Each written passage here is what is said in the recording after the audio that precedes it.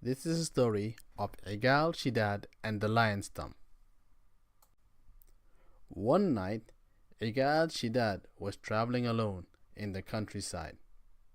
He was scared because it was getting very dark and he couldn't see the dangers around him.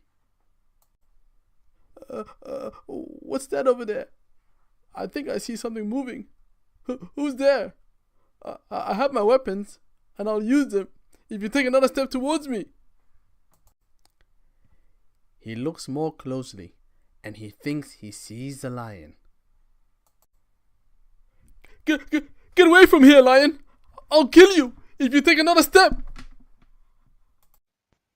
But the lion wouldn't move. Cigaal was too scared to pass, so he stayed there, hiding all night. In the morning, Cigaal saw that the lion he thought was in his way actually was an old tree stump. A tree stump? I was afraid of a tree stump? I thought it was a lion about to attack me. I will never travel at night again.